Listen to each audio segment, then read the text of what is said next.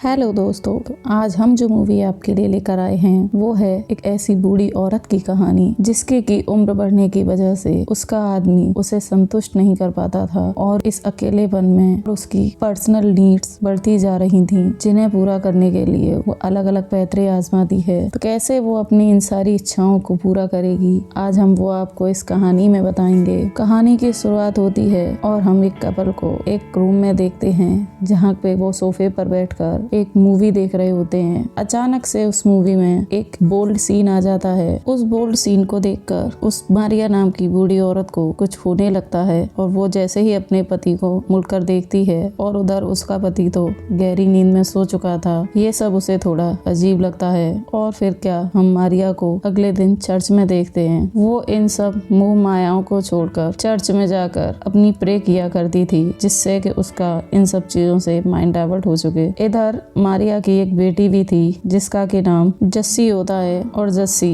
एक divorcee lady थी। उसकी एक बेटी भी होती है जिसका के नाम फेरी होता है। फेरी अपने ग्रैंड पेरेंट्स को टैब में कुछ वीडियोस चलाना सिखाती है और फिर रात होती है और मारिया सोने के लिए जाती है। मारिया का पति तो सो चुका था, लेकिन अभी भी मारिया को नींद नहीं आ रही थी और वो उठकर दोबारा से टैब चलाने लगती है। मारिया टैब चला ही रही होती है, तभी उसमें अचानक से एक एडल्ट वीडियो चलने लगती है। मारिया कुछ समझ नहीं पाती और हड़बड़ाकर टैब को उठाकर रख देती है। नेक्स्ट डे हम फिर से मारिया को चर्च में देखते हैं, जहाँ की वो प्रे करने की काफी कोशिश करती है, पर उसका मन तो रात की वीडियो में ही अटका हुआ था। वो रात के वाक़ये के बारे में सोचे ही जा रही थी और घर जाकर मारिया अपनी बेटी से बात करती है। उसकी बेटी उसे बताती है कि उसे एक डांस शो में काम मिल गया है, जिस पर कि मारिया उसे कांग्रेस कहती है और फिर वो सोने चली जाती है। अब मारिया का पति विलियम्स सो चुका था और मारिया चुपके से दबे पांव उठकर बाहर हॉल में जाती है और फिर वो उस टैब में वही एडल्ट मूवी सर्च करती है। वो मूवी खोल तो लेती है, लेकिन उसे आगे पूरा देखती नहीं, क्योंकि उसे थोड़ा सा गिल्ट फील हो रहा था कि वो इस एज में ये सब क्या कर रही है। और हर दिन की तरह सुबह उठकर तैयार होकर चर्च चली जाती है। जब वो फिर से अपने हस्बैंड विलियम्स के पास सोने जाती है तो उसका पति पहले से ही सोया हुआ था और मारिया उसे देखे ही जा रही थी, क्योंकि अब मारिया से अपनी फीलिंग्स कंट्रोल नहीं हो रही थी और वो अंदर से उतनी ही ज्यादा गर्म होती चली जा रही थी। और फिर जैसे तैसे मारिया बहुत कोशिशें करने के बाद नींद में सो जाती है। सुबह उठकर मारिया किचन में कुकिंग करने लगती है और एक वीडियो ही देखने लगती है। जब वो वीडियो देख रही थी, वो लड़की उस वीडियो में अपने पति को गर्म करने की नई नई टिप्स दे रही थी। अब मारिया उस वीडियो के बताए हुए तरीके से सब कुछ करती है और नहा धोकर एक हॉट सी नाइट गाउन पहनकर अपने पति के सामने जाती है। लेकिन ये क्या, इसके पति को तो कुछ एहसास ही नहीं होता। अपने पति को गर्म करने के लिए मारिया उसके पैरों पर मसाज करने के बहाने उसे छूने लगती है, जिससे कि उसे कुछ महसूस होने लगे, लेकिन उसके पति को तो कुछ फील ही नहीं होता। और फिर मारिया मसाज करते करते उसे बहुत अलग तरीके से छूने लगती है और उसका हाथ उठाकर अचानक से अपनी गुफा पर रख देती है। इतना सब कुछ होने के बाद भी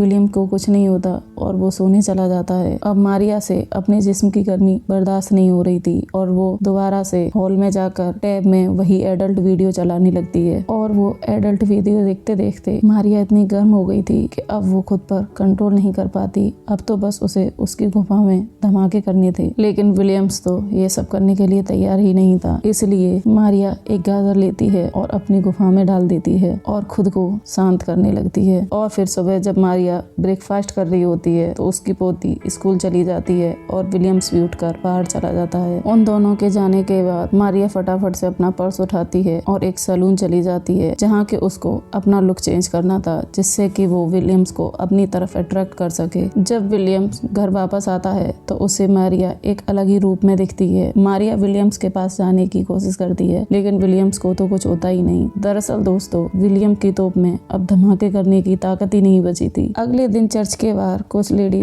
बात कर रही होती हैं। वो एक न्यूज़पेपर देख रही थी जिसमें कि गंदे खिलौनों के विज्ञापन थे। वो सब इन चीजों को बुरा बताते हैं। मारिया भी ये सब सुन रही होती है। वो लोग उस पेपर को डस्टबिन में फेंक कर अंदर चले जाते हैं और मारिया फटाफट से उसे डस्टबिन में से निकाल लेती है और वो उन्हीं गंदे खिलौनों की शॉप पर जाने के लिए फटाफट से निकल जाती जाती है और मारिया उस अजीब सी जगह पर पहुंच जाती है जहां मारिया के जैसे ही बूढ़ी औरतें थीं जिनको की अपनी प्यास बुझानी थी और वो उन गंदे खिलौनों से ही अपनी प्यास बुझाती थी। वो लोग मारिया को भी एक ऐसा ही खिलौना दे देते हैं जिससे कि वो घर जाकर अपनी गुफा में खूब धमाके कर सके। मारिया वो खिलौना लेके घर चली जाती है और जब मारिया कुछ सिलाई कर रही होती है तब उसका पति कहता है कि मैं जानता हूँ कि तुम्हारी गुफा में बहुत जोर का तूफान आया है, लेकिन मैं क्या करूँ, मेरी तोप तो अब खड़ी ही नहीं होती, मैं कैसे तुम्हारी गुफा में धमाके करूँ, और मेरे ख्याल से अब तुम्हें भी अपनी गुफा की गर्मी को शांत कर लेना चाहिए। रात को मारिया फिर से अपना टैब निकालती है और उसमें वो एडल्ट पिक्चर ढूंढने लगती है और फिर मारिया रात में फिर से अपना टैब निकालती है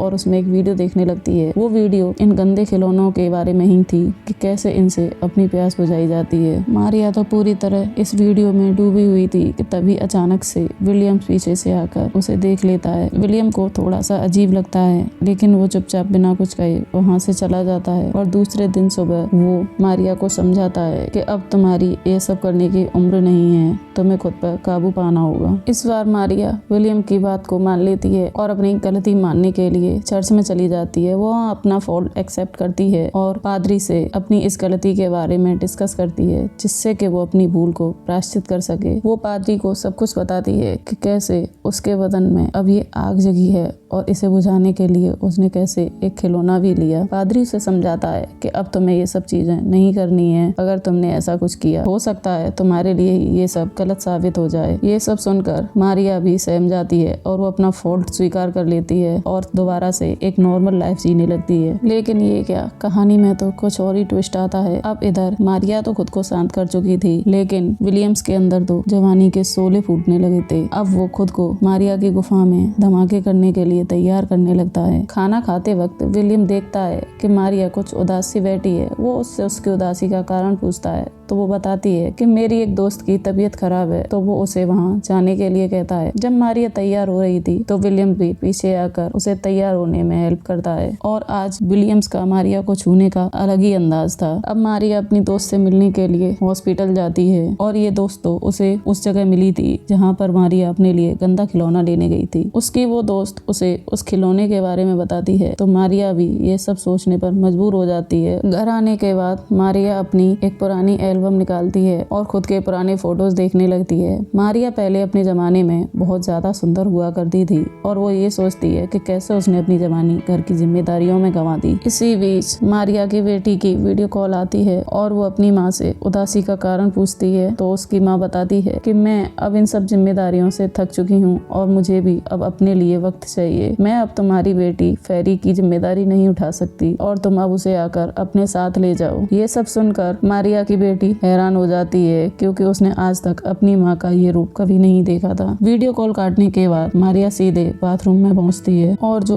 गंदा खिलौना मारिया ने खरीदा था वो उसे अपनी गुफा में डाल देती है और खूब मजे लेने लगती है और इस सब के बाद मारिया की गर्मी को भी थोड़ा आराम मिलता है और इसी के साथ इस मूवी का एंड हो जाता है। तो दोस्तों, आपको ये अजीबोगरीब मूवी कैसी लगी प्लीज हमें कमेंट बॉक्स में जरूर बताएं और एक लाइक और सब्सक्राइब करना ना भूलें। Thank you guys.